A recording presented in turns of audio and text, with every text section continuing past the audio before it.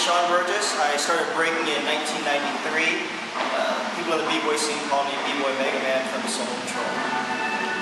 I started because some of my friends brought me to a practice, and I didn't know what a practice was, and I had no ride home because none of us drove. And when I got to practice, I didn't know what to expect. And then I saw people doing windmills, and I said, "Oh, I want to learn that, I want to learn that." And I asked one of them, and he just turned around and walked away from me. He didn't want to teach me. So this is late '93, and people back then didn't have very many moves. They didn't really want to share moves, so I went home. I was sad because they didn't want to teach me, and I ended up renting a video called Beat Street. So I started watching the battle scene over and over and over, and I put it in slow motion. I was doing this during winter break, so it was 2 weeks long. I had 2 weeks to learn how to windmill. I came back to school Monday morning after spring break, or after Christmas break, and I could windmill. So come PE time, some of my friends are trying to do some of their moves. They're doing hand spins, hand glides, and they're doing some basic footwork. And I go in and I start doing windmills. And that was second period of school. By third period, the whole school knew that I could do windmills. And they have all these older people, juniors and seniors calling me out. They want to battle me already, and I've only been really breaking for 2 weeks. And since then, it was always a constant push, constant push. Everyone was always calling each other out, But the difference is we didn't have anybody to teach us. We didn't know what we were doing. We just heard of a move, or we may have saw a short clip on an old video. So we just took small moves here and there. We didn't know anything about the culture. We didn't know anything about footwork. We didn't know anything about tops. We just had an idea. So all of us learned individual moves. A lot of us would learn just how to windmill, and then the rest of us would learn how to do crab walks. And we'd do them all different directions because we didn't know that you could put them together and make combos. So what ended up happening is, because we only learned individual moves and no one really knew what they were doing, by the end of your first year, you had pretty much every basic power move. So by the end of my first year, I could already flare 90 flare, I could flare a head spin, I could pretty much do every basic power move. And that's because we didn't have to learn anything else, because we didn't have anyone tell us that, oh, this is the wrong way to dance, this is the right way to dance. It wasn't until 1995, I was at Hank Lopez in San Jose, California, and I was practicing, and this B-Boy came in from Rocksteady. His name is Flowmaster, really nice guy. Most of you guys should know this guy, you should look him up. And we're doing a bunch of power moves, a bunch of combinations, and he says, "Oh man, your dynamics are really good. How's your footwork?" And all of us looked at each other like, "What are you talking about? We don't know about your footwork." And he started teaching us. Around that same time, we started working on basic 6-step and 3-step. He taught a few of us this. And what ended up happening is a DJ named DJ Kubert brought a tape back from Germany.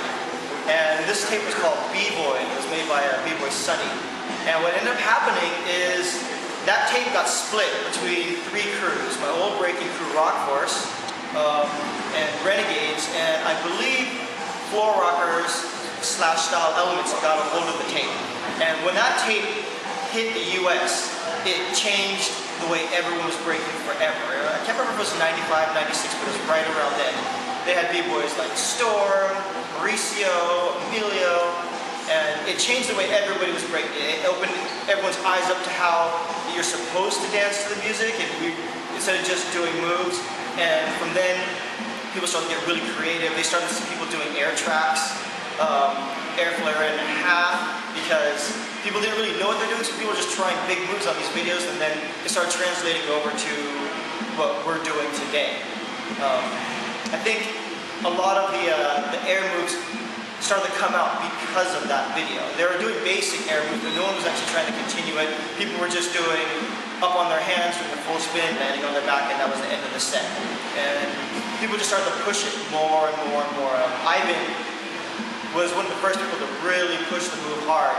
Jazzy J was tinkering with it a little bit, and there was me and there was Cujo, and we're all trying to tinker with this move and try to do it to other things. And finally, it wasn't until B-Boy Pablo from our crew actually just decided to go ahead and do multiple air flares. All of us were doing it to windmill, and I was doing it to halo, and we were all doing it to flare, but one day he just started doing it. It probably took him a week to learn how to do air flares, and then another week later he was already doing continuous air flares, air flare 90, and it really changed breaking. So by the time these moves were coming out, it was around freestyle session 1, freestyle session 2, freestyle session 3.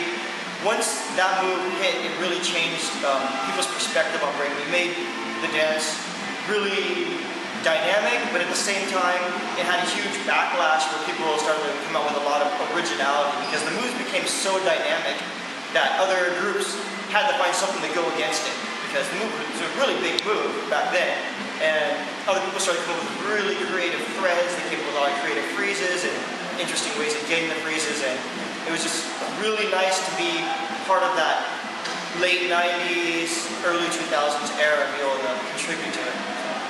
Hopefully you guys got to learn a little something. Around 2002, 2003, I got offered a business opportunity, and I was kind of slowing down on breaking. The scene was getting really political at that time. So I said, okay, I'll go ahead and try to do something else at the same time while I was breaking, and I ended up opening a performance shop for cars, and that's pretty much what I've been doing for the past decade. I still go to practice as regularly as I can, and I teach as often as I can because I want to make sure that I can pass on the things that I learned in my time. I'd like to give a big shout out to all the B-boys in Taiwan. I want you guys to just keep dancing the way you want to dance, and enjoy the dance. Take it as far as you can. Don't let anyone tell you that you can't do something. Just go for it and do it.